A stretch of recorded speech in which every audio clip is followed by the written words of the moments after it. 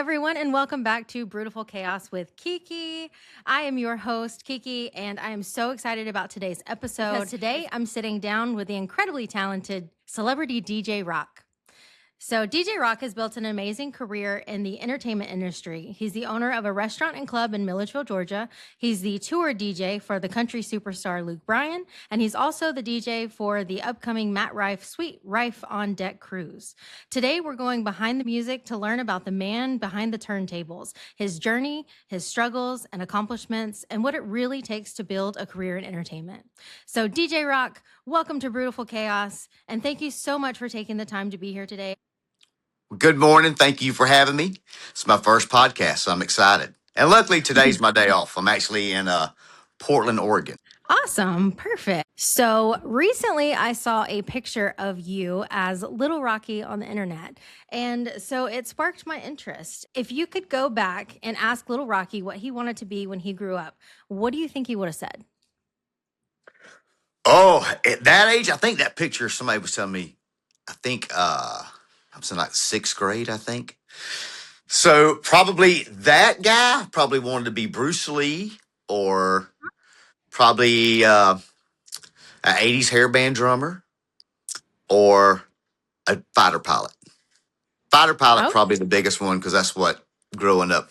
Being a little guy, I always wanted to be a fighter pilot. I thought that was great. oh, that's awesome. So when did it kind of transition to, was your dream always to be a DJ, or like did that develop over time, or how did that come about? Started out playing snare drum in the fifth grade, and then fifth grade, sixth grade, then played middle school band, and then played drums in the high school marching band.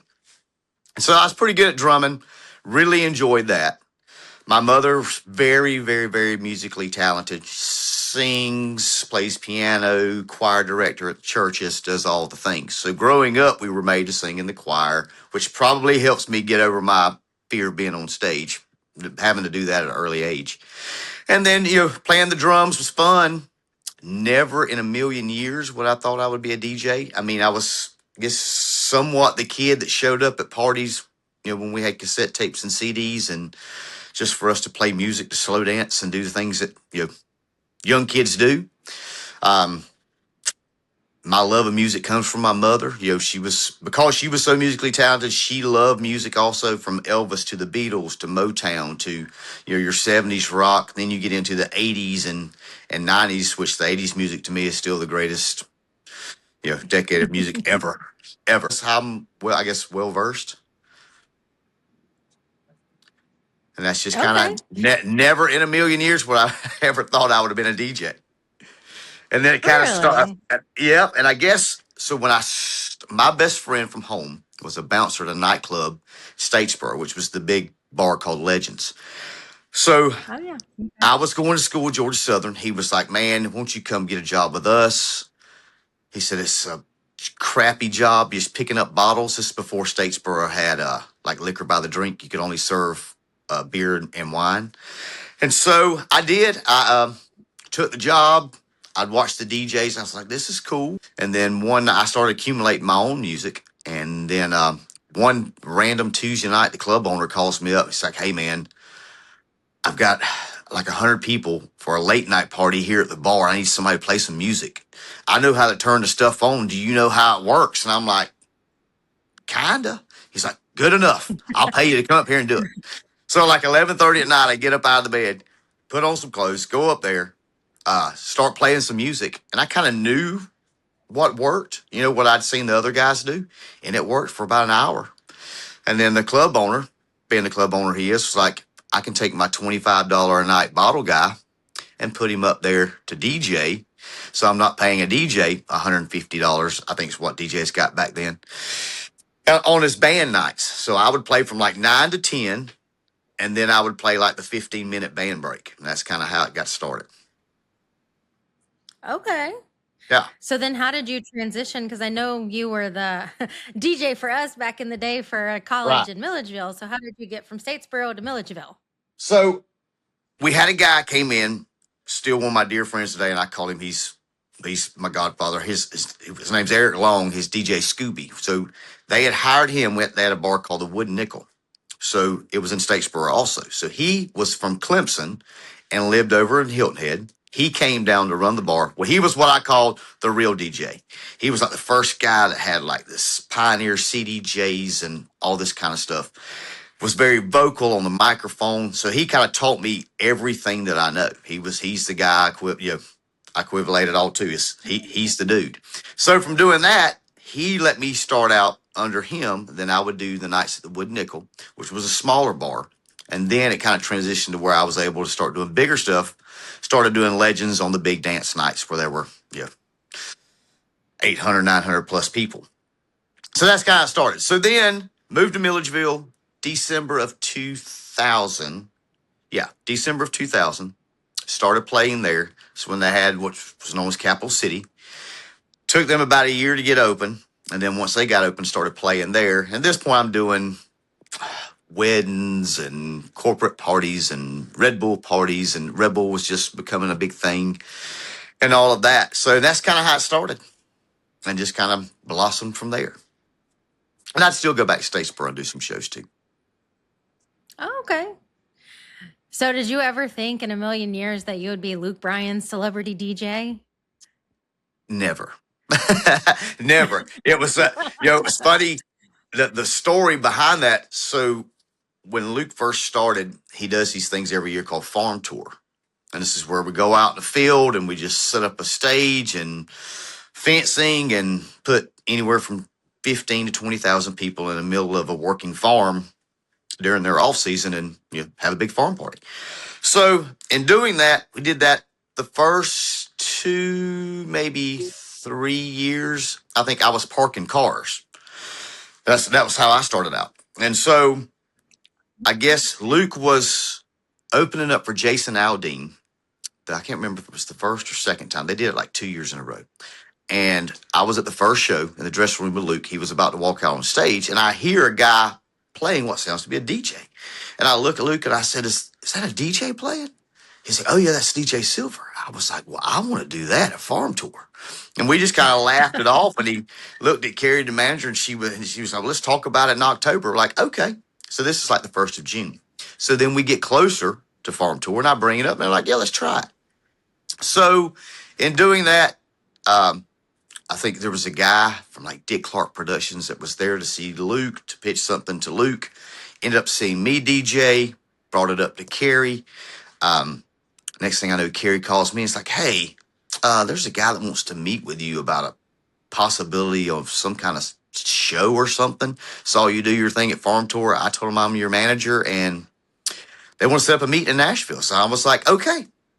And that was just kind of how it started.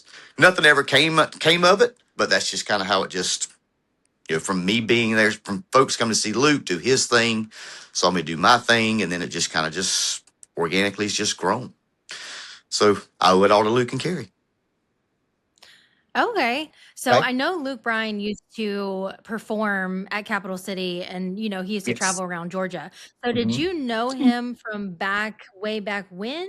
Or like, how did you gain access to him, I guess? Because like, obviously if I were to go and park cars, like, I don't think Luke Bryan would know who I Right. am. So Yeah. like, So how let me did put it that way. you? So we knew each other from college. We both went to school at Georgia Southern at the same time. Okay. So when I was Okay. bartending and DJing at the big club called Legends, they had the local frat band. They were Sid McKay's. And Okay. so they had the frat band, and that was, so we joke about it now, we're just doing the same stuff we did in college. We were playing for 500 people, and now we get to do it in front of 50,000. I But know that's but it's quite an kind of the same. accomplishment Yeah. there. Yeah. So it's kind of the same thing.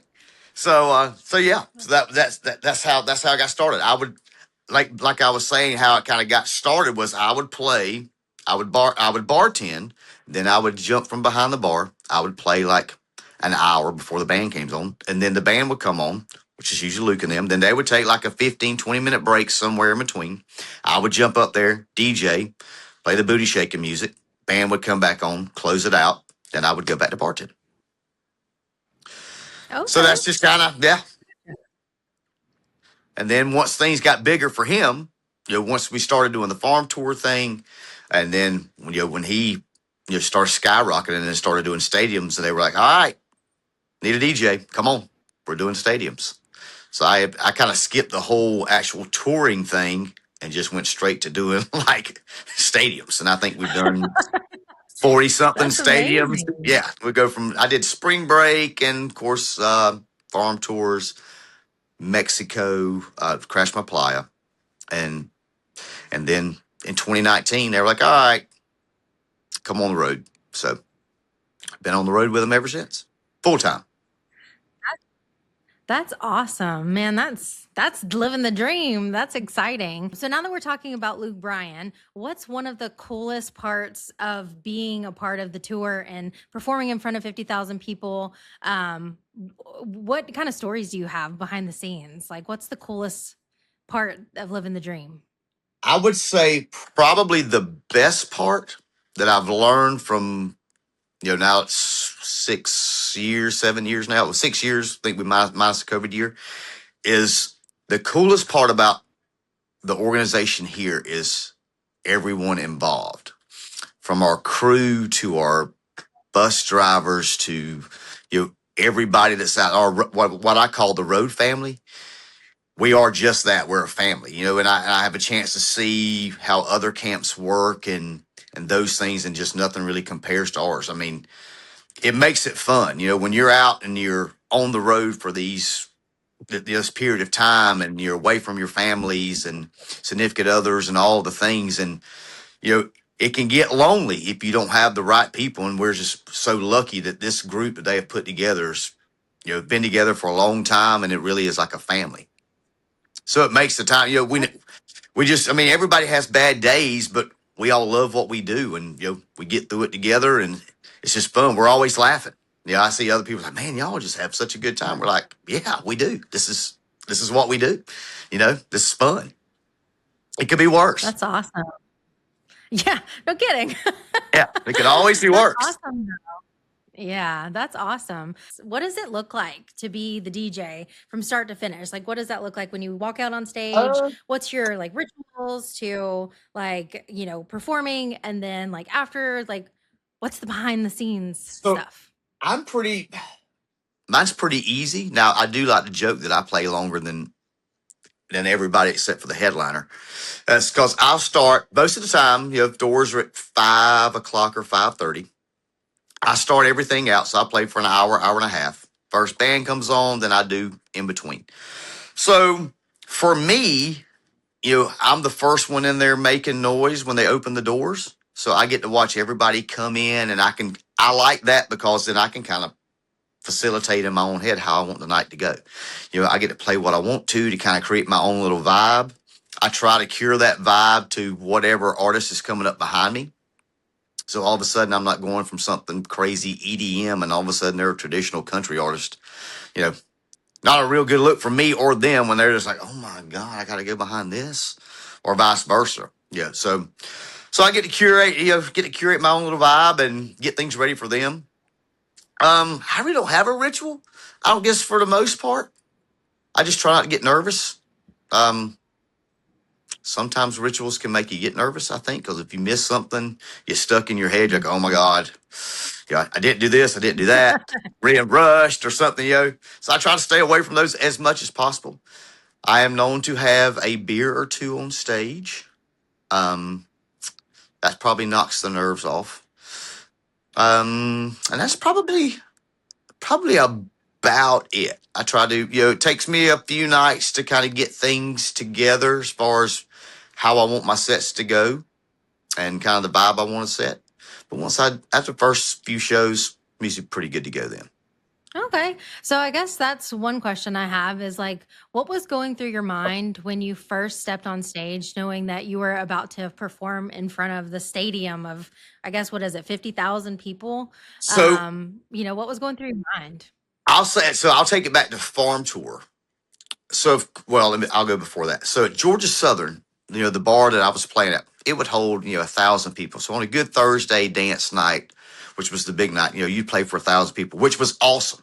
That kind of energy you get, it's insane. It's fun. You're like, okay, I've really made it. And I'm only 20 years old. This is great. Mm-hmm. So then when I did farm tour for the first time, we were actually in Claxton, Georgia. Of course, 5, 6, 7,000 people, I think, at this thing. I'm up there and I'm doing my thing. And you get that energy back when you play that song, and you're used to doing it in a club and you see the reactions. Well, now you're doing it out here and you get this many people. So then you get that reaction back and you're like, okay, this is really cool. And then I'll never forget the first time I played, we were in Auburn, Alabama at a farm tour show. And I played Sweet Home Alabama. And when I did, when that energy came back and hit me, of course, I'm on the stage by myself. There's no band around. There's nobody. It's just me. And when that energy came back, I was like, now I get it. This is the drug. This is why it's awesome. This is why people get up here and do this day in, day out and do it until they can't do it anymore. And that's when I was hooked. I was like, yep, this is what I chase. That's awesome. So let's talk about like what your schedule looks like. Cause I think you were telling me in the pre-interview about, you have to go to Nashville and hop on a tour bus or you fly or, Yep. what does your average week look like? So usually our shows, we call them 3-day runs. It's usually Thursday, Friday, Saturday. So my travel day is usually on a Wednesday. So depending where we're going or whatnot, if I have to go get on a bus in Tennessee or if I have to get on a plane in Atlanta, and then I'll fly in or drive in, then I'll wake up the next morning wherever we're at, and then we'll have a show on Thursday night, get on a bus afterwards, wake up the next town, same thing on Friday, same thing on Saturday, and then Saturday morning, either I'm flying home or I wake up in Tennessee to drive back to Milledgeville, which is about now anywhere from 5.5 hours to 8 hours, depending on traffic in Atlanta or Chattanooga. Yeah, Oh my yeah, it's just pretty goodness. That's crazy. a lot. Yeah. Yeah. So that brings me to my next question is how do you balance your family life and your personal life and the tour and business? How do you balance it all? So so I'm home on Sundays. So if I get in, usually Sunday afternoon, Sunday evening, my kid is in northern Alabama. So a lot of times if I drive up, I'll drive down, see him, hang out Sunday evening or whatever. Of course, he's 15 now. Being with dear old dad doesn't really, doesn't float the boat anymore. He's like, all right, I saw you. We had dinner. Great to see you. Love you. Bye. So he sends me on my merry way. Oh, So depending on that, then I'll come home. I'll get in late Sunday night, sometimes first thing Monday morning if I'm staying in Alabama. And then I hit the ground running, wash clothes, you know, tidy up from the weekend, get clothes ready to leave again. Tuesday, handle bar restaurant stuff, meet with managers, get stuff fixed, whatever we need to do. Wednesday, half a day is kind of the same thing, depending on what's going on. And then either to the airport or to Nashville to get on a bus and do it all over again. okay. So let's talk about like fame. Like this is something that's so intriguing to me about just like celebrities, right? I feel like they live in a completely different world than the average, human. So like what is it like being surrounded by famous people? I know I think you just went to Jason Aldean. Is Jason Aldean on tour with you guys right now, or was that just for the Yes. So Sea we're tour? so they're doing a co-headline stadium tour. And so it was Okay. just, we did Athens, Sanford Stadium, and then we were in Missoula, Montana yesterday, or not yesterday, Saturday at the Okay. Washington Grizzly Stadium. So Okay. yeah, so that was cool. So how is it? I guess for you it's normal, right? Because you knew Luke Bryan before he was Luke Bryan. So like Right. how is it for you? Like, is that just like another day in the life of Rocky, that I get to go hang out with everybody? Or is it like this super surreal experience that's like, wow, this is my life. Like I get to hang out with famous people. Well, And you is it know, really different? uh, most, and I'll say 99% of the celebrities are, they're just like us. They get up every morning, put one pants leg on at a time.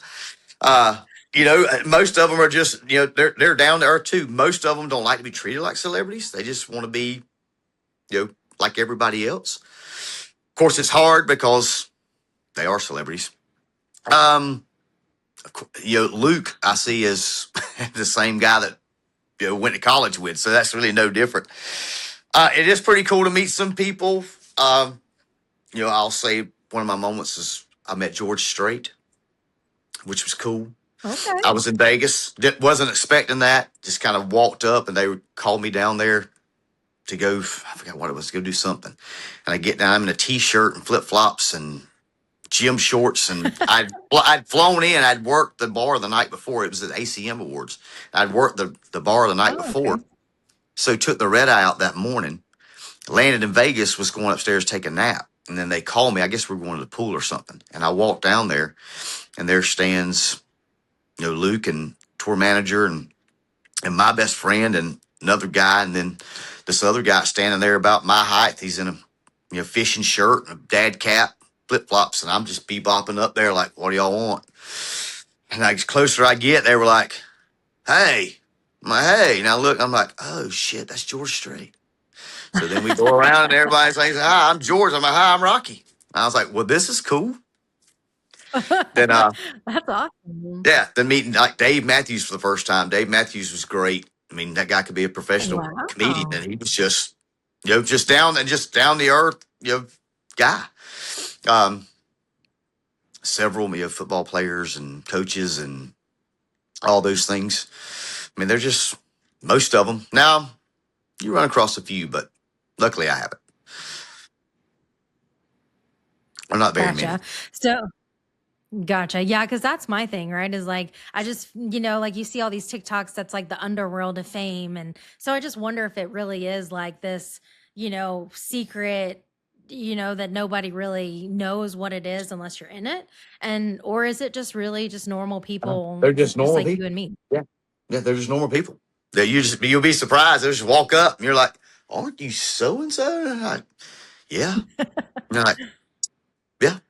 Or they give you their real name. A lot of people have these stage names, and they're like, oh, okay, Oh cool. yeah. Yeah. Yeah. So let's go back to the celebrities because there's a Okay. new celebrity that you're going to be part of. Matt Rife's cruise here in February, the Sweet Right. Rife on deck. So, how did that opportunity come about? So I get an email. It was kind of pretty quick compared to most things. I got an email from the promoter company that does things for Crash My Fly 100X. And they sent me a talent buyer. I was like, hey, man, we're looking at doing this thing with Matt Rife's Comedy Cruise, talking about doing some DJs, talking about doing a country DJ. Would you be interested? And I was like, well, what are the dates? And they sent me the dates. And I was thinking, there could be worse places to be in February than a cruise ship, No kidding. And I've never been on a cruise. So I was like, Really? yeah, I've never been on a cruise. Wow. So I'm like, sign me up. Send over the offer. I have nothing to do that week. Let's go. And so I said, well, we're going to check with his people and we'll see. And sure enough, a couple of days later, they're like, all right, you're in. So That's awesome. yeah. So, have you ever met Matt Rife before, or is this going to be your Never first met him. time This will be my hanging first out? time. Yep. Okay. This will be my first time. The only one I know, I'm Oh, a big fan of DJ Spider, who's one of the other DJs on there. Looking forward to meeting him. okay. And Oh, then Blake Witten, I've done some shows with. Very talented. He's awesome. That'd be fun to watch him. And then yeah. So some of the comedians or whatnot, it's gonna be that'll be fun. So and I love comedy. So okay. So I have a question. This is okay. an interesting question that is just kind of off the wall. But like, do you guys have your own little staterooms, or like, do you guys all have like a penthouse? Like, where does everybody stay on the cruise since it's it is a cruise? So like, how does that So work? being I am a cruise virgin, I have no idea. I don't know. Now Really? they told me I have one room. I don't know what that room is. People, I've started asking questions about cruises, and people are like, oh, you don't want to be on the very bottom and those kind of things. So I am hoping that maybe I have something with like an ocean view or something. But they were like, we'll Okay. get you, if we bring somebody with you, we'll give you a room big enough for, I guess, 2 beds. But like I said, I have no idea. I don't know if it's the size of a closet, if it's the size of a regular hotel room, because I've heard the horror stories, but I've Yeah. also heard Yeah. good stuff. Yeah. That's what Yeah. everybody was telling me. I'm Just this past weekend, they were like, just don't want to be in the bottom of the boat. And I'm like, yeah. why not? They were like, don't want to be in the bottom of the boat. There's no windows. There's no nothing. So I'm like, okay. So hopefully they put me somewhere with a view. Yeah, because I was curious about that. I was like, it's Matt Rife's, show. So, like, is he in like the penthouse? Because I think there's only like 4 penthouses or something on a cruise ship. I don't know. So I was just curious about that. Well, I'm But going I to guess we'll find assume, out. yeah, I'm assuming they're going to put him in a penthouse. I don't think they're going to put him in the bottom of the boat with me. And they'll be like, all right, we got Matt in there. He's next to the DJ down there. They don't have they don't have any windows down there. Matt seems to be pretty content. Like, okay, all Oh my right. So, for people who don't know, do you want to give a little blurb about like what the cruise is and like where they can book and all that kind of stuff? Or Yes. SweetRifeOnDeck.com is where you can go book your rooms. I haven't checked it lately because I've been gone to see how those things are doing. I don't have all the particulars yet. I just know I'm on the cruise, and I know I'll have 3 to 4 sets. I don't know all the details yet. We still have a little time, so I'm sure as we get September, October, they'll start filling me in a little more about those. okay. But I think it's gonna be awesome. I think we go to Grand Turk. I think's where we end up. And then Mm-hmm. again, because I've never been on a cruise, I don't know how all this works. So I don't know if I'll be playing a set at Grand Turks or if I'm just on the boat or they make me stay in that little room. I have no idea. But I'm looking forward to it either Okay. way. Yes. That's awesome. I'm looking forward to it too, man. And That I think sounds like so much the fun. the So, Super Bowl, I think, is that Sunday, oh, so we're coming which is back on that Valentine's. Sunday then. Yeah. So the Super Ooh. Bowl is on that Sunday and it's Valentine's Day. So one would hope and assume that maybe we have some big party planned or something for that. Okay. Yeah, that's gonna be cutting it close. You would think that Matt Rife would be want to be at the Super Bowl. So that's interesting that he's huh. Yeah. Interesting. Okay. Okay. So now that we've talked about all of your super cool adventures that you've been on and are going on, I want to know about the career part of it. I want to Okay. know, like, what are some of the biggest obstacles that you've faced while building your career?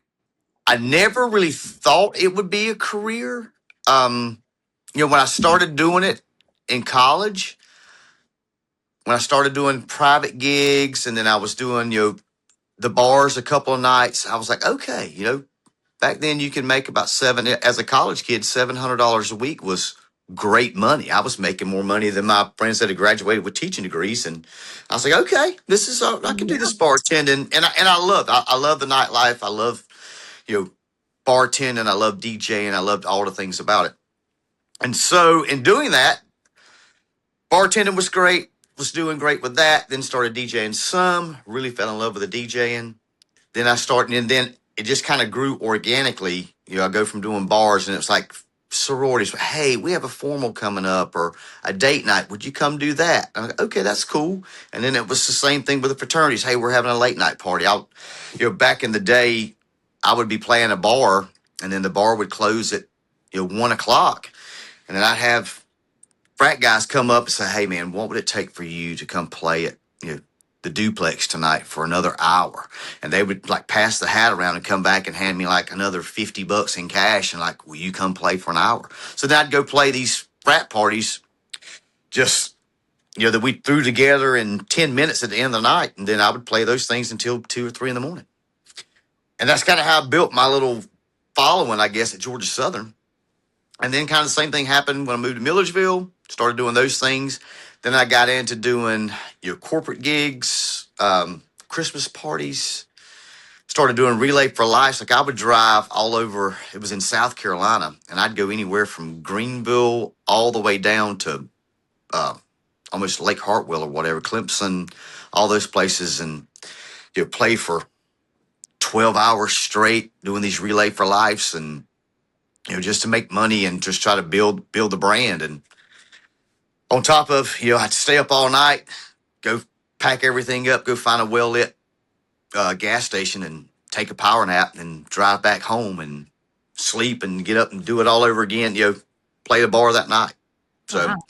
yeah, or weddings, or there's no telling how many weddings I've done. It was kind of funny. I was in Athens, and somebody had posted. I was DJing, and somebody posted a picture of me DJing on stage. I can't believe this guy, DJed our wedding X amount of years ago, and I reposted it, and then all of a sudden, everybody just started hitting me. I was like, "Oh my God, you did our wedding too!"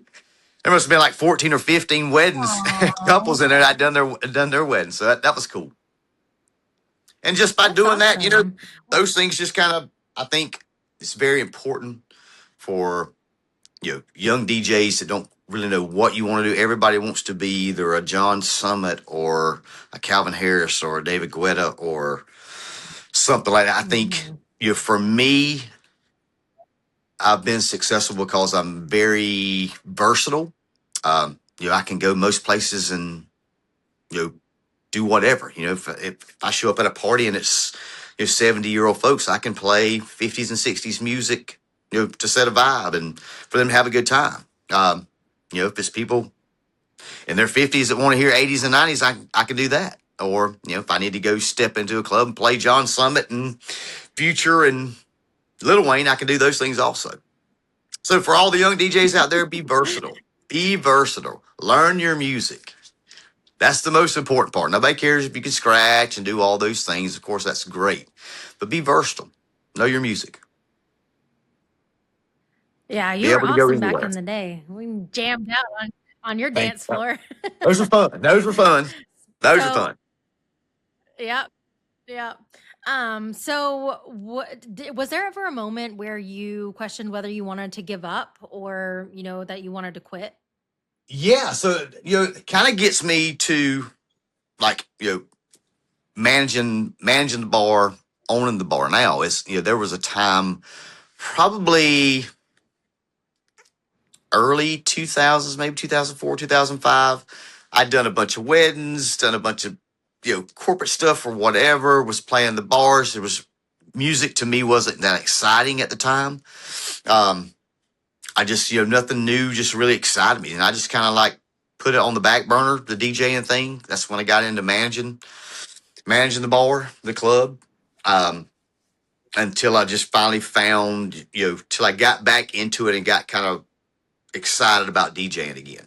I'd still get up there and play once every few weeks just to knock the rust off, and because I did love that part of it, but it was just getting monotonous, and the music wasn't fun. It wasn't very challenging. I would still take weddings and do those things because those are always a challenge because you never know what you're going to get when you're doing those kind of things. But Mm. but yeah, so that's when I got into just managing the bar and doing that. Found a love for that, and until got excited again. And, country music. I've always loved country music, love old country music. And then when that started changing and it was started branching out and had not say a lot more pop to it, but when it was transitioning over and the fan bases were changing over and it was you could go play that in a nightclub and make it work. That's when I kind of got excited about DJing again because now I was able to take the old stuff, Okay. the new stuff, and the rap and the rock and everything and put it all together and make it work. And that was fun. And that's been fun. Okay. So makes me curious. So how did you go from managing Capital City to owning it? So back in 2017, got in a little trouble. I think he wanted to be out of it. I was running the place at the time anyway. Except for I was kind of the face. Something happened. They were coming to me handling the day to day stuff. I didn't handle any of the financials. That was on him. But so finally he was like, "Man, I'm tired of this. I don't live here anymore. I'm gonna I don't want to do it." So we met, and I was like, "All right, I think this is what I want to do," and I love it. I do. I miss it when I'm not home. Of course, when you get older, makes it a little harder to stay up till 4 in the morning. But yeah, I mean, still love it. Still love going down there and getting that energy.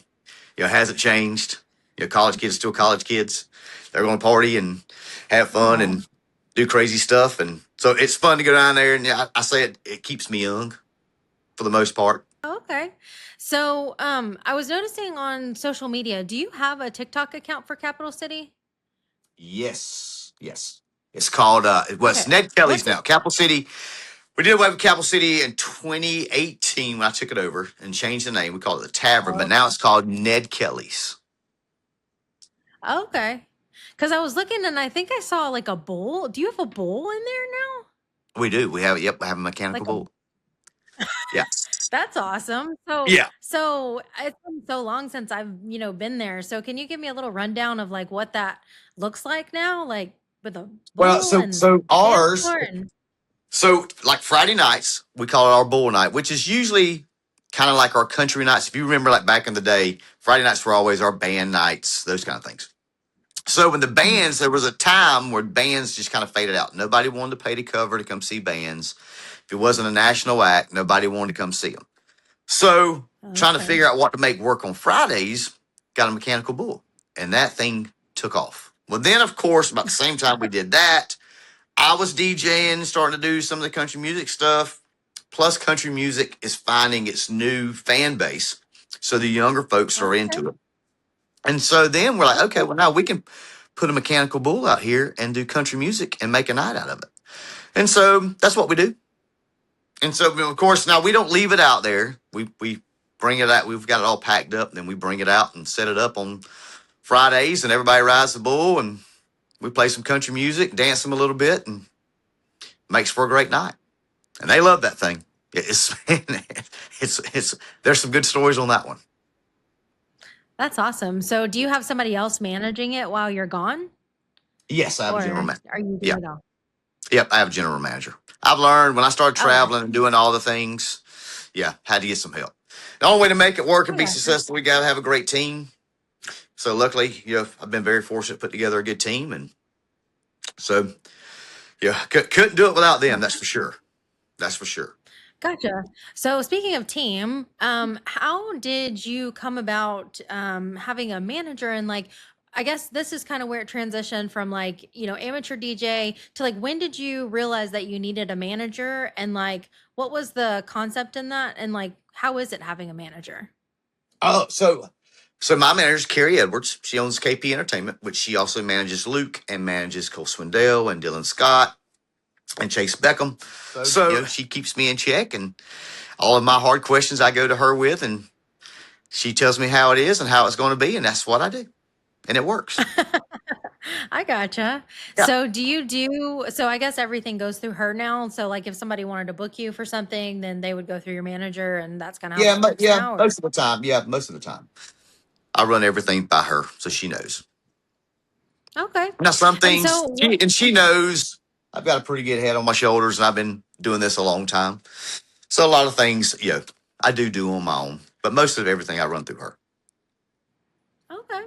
So what advice would you give someone who is, just starting out or wants to be a DJ or even anything under the sun, a musician or an artist or a DJ? What advice would you give them when they're first starting out? I guess there's a few things. If you want to be a DJ, know your music, um, practice, practice your craft. Um, social media is huge now. We didn't have that back in my day when I started out. Of course, I'm learning how to do it now, but social media is huge. Get out, network, meet people. That's how this thing works. This is how life works. It's not. It's always about who you know. If you're good enough, Mhm. somebody will see that, but it'll be that somebody that you know or that you've met Right. that'll help you out. Right. Then, just you got to pay your dues. Get out there, learn about it, make mistakes. The mistakes are what makes us better. If every show was perfect, you wouldn't know when your show was perfect if you didn't make mistakes. So those are the big things. That's what. Be humble. Be easy to work with. That's probably the number. I would say that's number one. No reason to be a butthole. Always be nice till it's time not to be nice.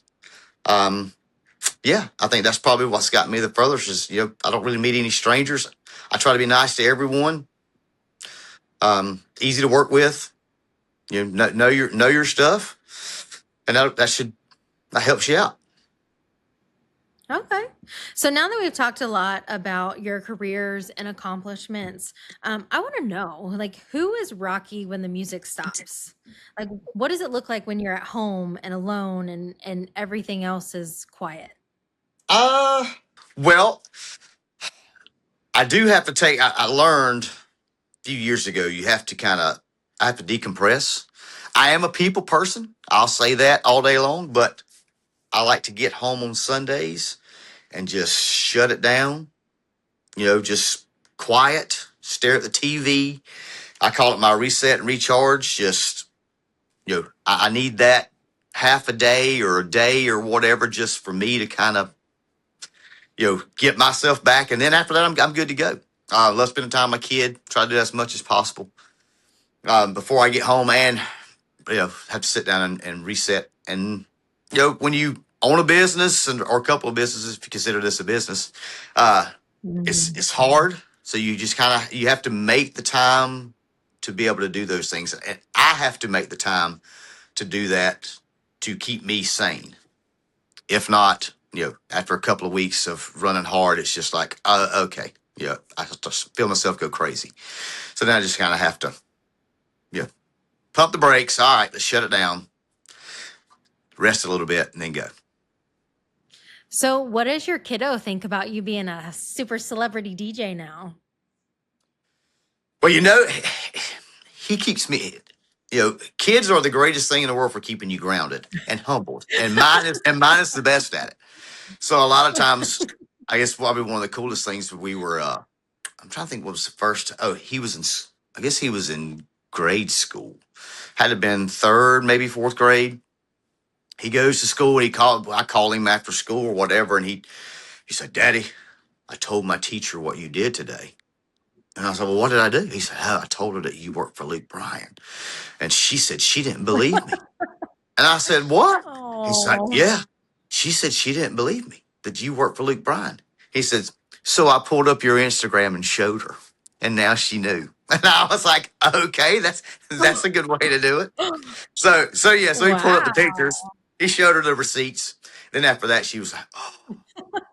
So then he's like, "Daddy, my teacher wants to meet you."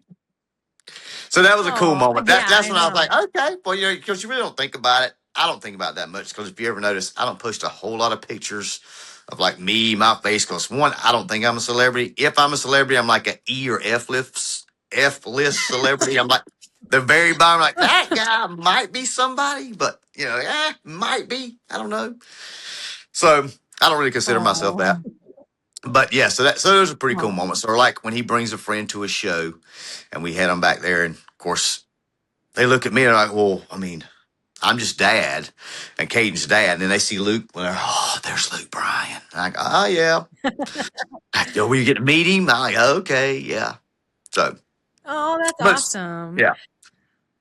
And it's fun to So I guess, when I get to go or there's certain shows he wants to go to. And he's like, Daddy, do you know this person? Or he hears a song. Do you know this person? I'm like, yeah, I know, Ella Langley. And he was like, oh, oh, you know Ella Langley? I was like, yeah. wow, Well, can we go to a show? I'm like, yeah, we'll go to a show.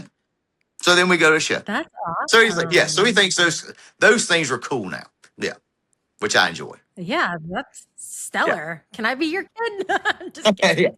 So then he's like, and then I'll make mention about I did a show with him. He's like, oh, you don't know him. I'm like, I mean, I stand on the same stage with him. I'm on the same poster. I mean, but Daddy, I mean, it's not the same. Like, okay, whatever. So Aw. so he So, he so I he guess likes that to brings humble me. Yeah, he humbles me. oh, that's awesome. So I guess that brings me to my next question. Do you have like a lot of your, friends you used to know to be like, hey, can we meet Luke Bryan? Or like, hey, can you get me in here? Do you have a lot of that? Yes, you do. But then you learn early on, you have to learn how to say no. Um, it's like I explained to I was like, and you have those folks that are genuinely there to see you and do what you do. They're there to support you. And then you have the ones that Mhm. want to use you to try to get close to Luke Bryan, and Mhm. you learn early on that, hey, yeah, you have to be real careful with those kind of things. So I do. Gotcha. Yeah. All my friends are like, you Gotcha. don't ever carry us backstage? I'm like, no, no, no. Most of my friends are crazy anyway. I'm like, absolutely not. This is work for me. I said, if you want me to go sit in your Oh. office or sit next to you and follow you around all day, you bet. Oh my God. I said, this is my work too. Same thing. I gotcha. Never thought about it like Yeah. that. Yeah. So I guess so now that we've kind of talked about all your career and everything like that, what's next? So like when you look ahead to like 5 years, what do you see for yourself? What's your next big dream? Oh, um, you know, I would have to say that, at this point in my life, I am very happy, very content, have, have healthy family, great careers. I mean, one could say, I mean, if I had to not sound humble, I would say I'm kind of living my dream. This is, it's fun. Yeah, I love where I'm at in my life. Gosh, I mean, 5 years from now, I don't know. I would hope to be doing the same thing. I love what I do. I also know I am getting older. So, yeah, I don't know. Right now, I feel great and everything's good. There's really no complaints. I mean, you always have hiccups here and there, but life is good. Well, So I don't that's really know what, I don't know awesome. what I'm going to do in 5 years. I guess 5 years, my kid would be hopefully out of college. And of course, I picked with him. I said, whenever you decide you get married or whatever, I'm moving in with y'all when I get old. And he says, Oh, absolutely not. So what I tell him. So I don't know. okay. That's a great question. I would hope that I'm healthy. I'm still able to do this. Um, I could see me. I always say, I could be that old guy DJing in a bar at Oh, 65, 70 years old. As long as my health stays with me and I'm still loving it. Music's there. Yeah, I'm the guy. that's awesome. Okay. Well, I think you've pretty much covered everything under the sun. So now I guess let's just have a little fun. So sometimes I Okay. like to do like a little like fire off questions of just, silly things like coffee or energy drinks, that type of thing. Okay. So for you, do you like coffee or do you like energy drinks? I am a huge coffee guy. As you can see, I've had my one Ritz Carlton coffee this morning. I have to have coffee. Energy drinks, yes. So hopefully this doesn't get me in trouble. I'm a Red Bull guy. So I've known Red Bull since they first came to the United States 20, almost 30 years ago. So yeah, I'll do energy drink. Not as much as I used to. But I am a coffee guy. I have to have coffee every morning. First thing, you don't want to talk to this guy unless I've had a coffee in my hand.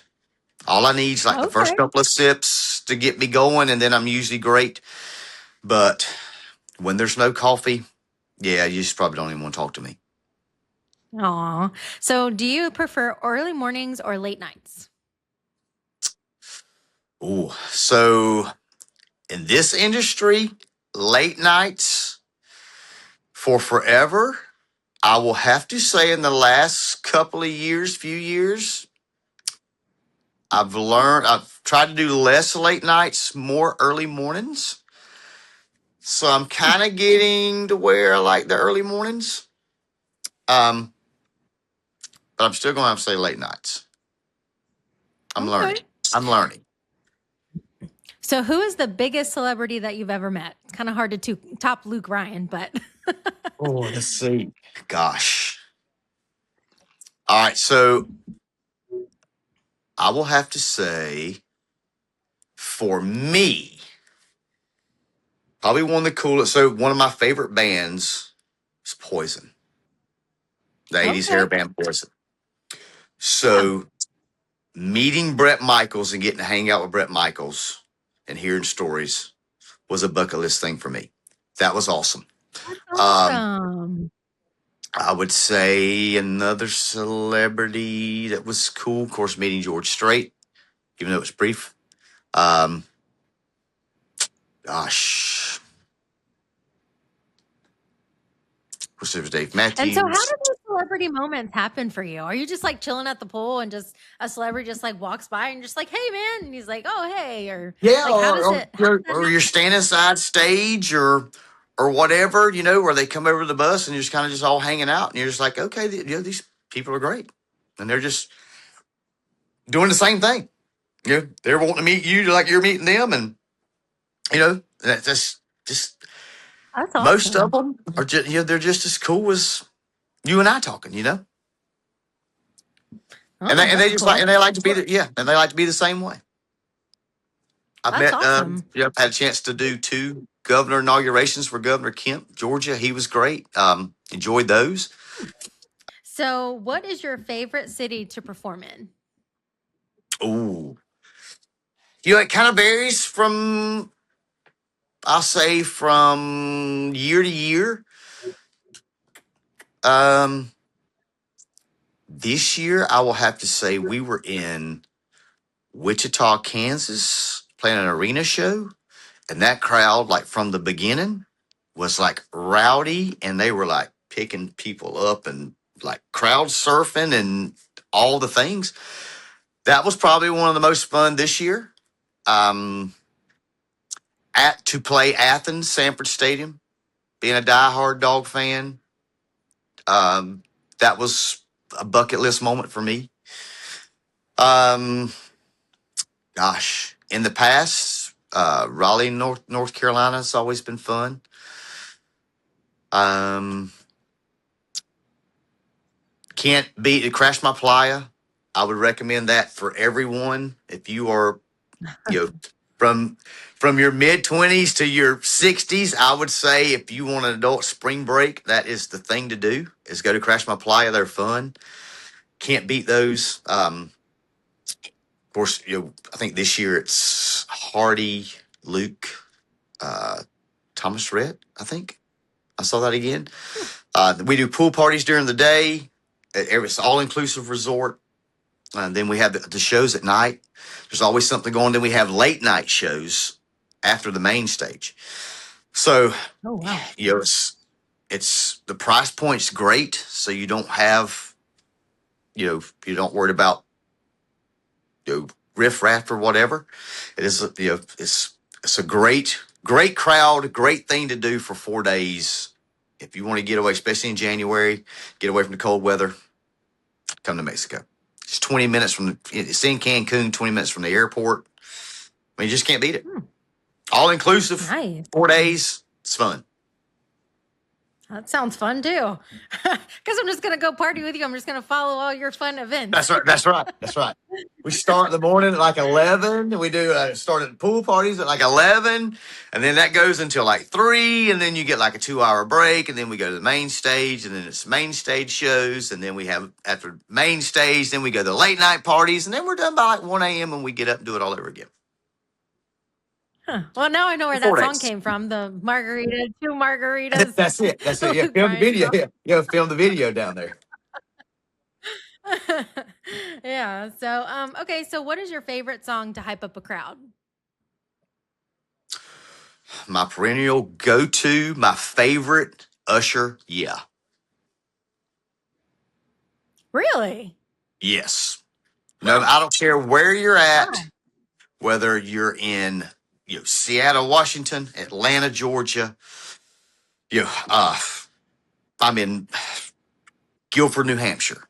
That song, when it hits, everybody erupts. Played it this Wow. past Saturday Huh. night. We're in Missoula, Montana, and you hit Usher, yeah, everybody loses their mind still. That's crazy. Yeah. That is, The song's wow. 20, I think it's That's 20 years old such now. Yeah. Yeah. I know. I was just thinking about that. I was like, I'm pretty sure that was high school for me. Good Lord. Yeah. But Yep. that's That awesome that song it's been so still kills. multi-generational. That's awesome. So if you who I mean I'm sure I don't know if this will get you in trouble or not, but if you could DJ for your dream artist, who would it be? I know Luke Bryan's awesome, but other than Luke Bryan, who would you choose? All right, let's see. If I had to go somewhere else, if I had to, I would say Probably some kind of 80s rock, 80s hair band thing. Like if I got to open up for like Bon Jovi, where I got to do like Oh all wow. 80s hair Okay. band stuff, or Guns N' Roses, or something like I just recently did a party um, for Mr. Robert Kraft. I did his birthday party, the owner of the Patriots, at his house in the Hamptons, and I opened up Wow. for Journey and Nelly. Wow. So that That's was cool. Yeah. So that was cool. awesome. I've That is done so cool. I the want your life. last I've done the last 4 Super Bowls with the Patriots doing all of their stuff. So that's been cool. I've done a lot of Wow. cool stuff with them. Yeah. And I've become a diehard New That's England Patriots. awesome. Yeah. So that's been fun. Nice. Okay, so if your friends had to describe you in one word, what would it be? I would hope they said dependable, loyal would be the two. Aw, Yeah. that's awesome. So if you weren't a DJ, what would you be doing instead? Uh Probably owning or running a nightclub bar. Okay. But you already do, so That I think that's why I said I can't really complain about my life because I think the two most things that I've loved the most I actually have, so I really can't complain too much. that's awesome. So like when you look back at this, like did you manifest or like how did you just have this amazing life? Just it feels like almost it just came to you, You know, you know? it's Like how did you I'm really not one to really pinch myself. I've tried the last few years to try to what's the word to try to reflect. To kind of and when I say that, it's kind of enjoy the moments or the fruits of the labor, so to speak. Um, I've never really, I don't know. I've never really had that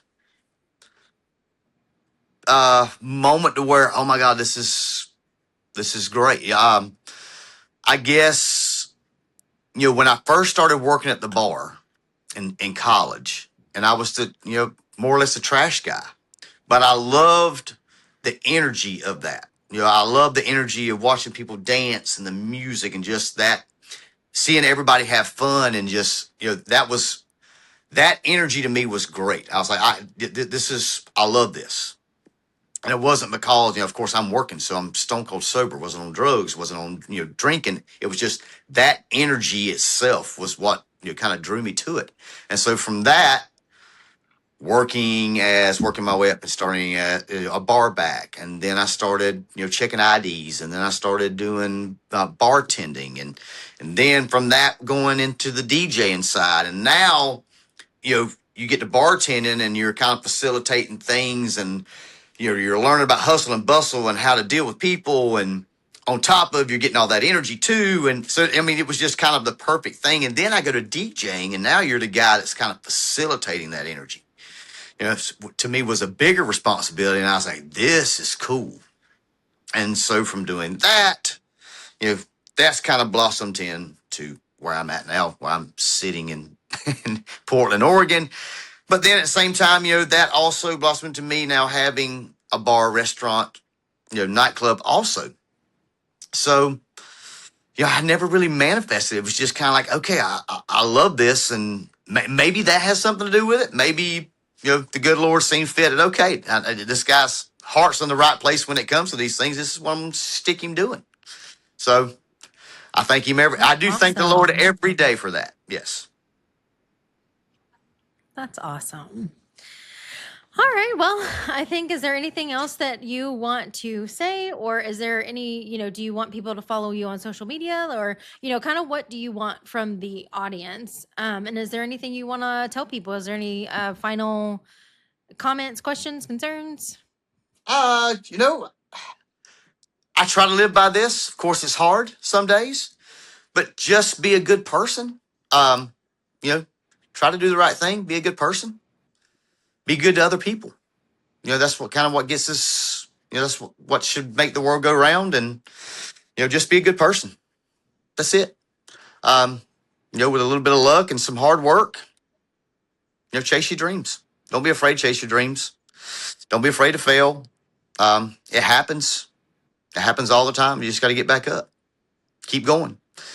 And once you figure it out, when you figure it out, if you think that failure hurts, just wait till you don't fail and it makes it. And then you're like, okay, that feeling of failure is nothing compared to that feeling of when you're standing up there in front of a crowd and they're giving that energy back to you, as you're giving it to them. That is Awesome. the greatest feeling in the world.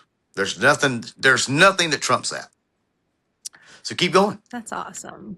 And you can find me on social media. I am Instagram, TikTok, Facebook. I don't know what's going on with my X, Twitter, whatever that thing is. Somebody's got me pegged.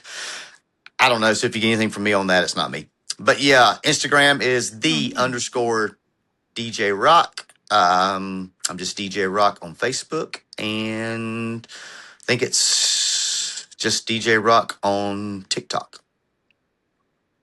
Okay. I think that's it. Okay. So do you manage your own social media, or does your manager I do. or does somebody else manage your I social do media? for the most part. Now management does check it. They do it too. But yeah, I'm always checking. See if anything's good on there. Well, it's doom scrolling. Of course, I've tried to back myself off of it here lately, but I gotcha. Okay, so last question. yes. If Luke Bryan were sitting here today, what do you think that he would say makes you DJ Rock? Ooh,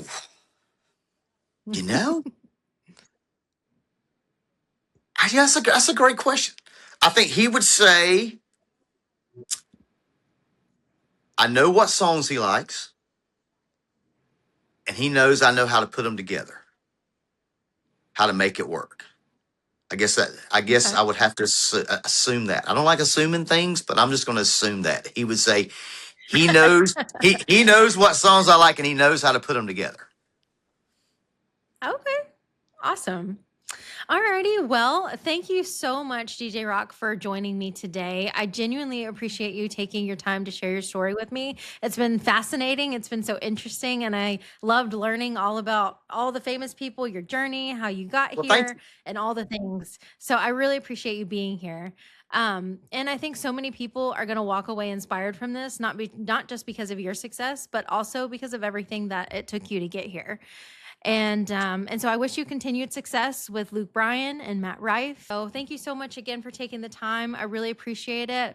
And thank you to everyone else who's listening to this episode of Brewtiful Chaos with Kiki.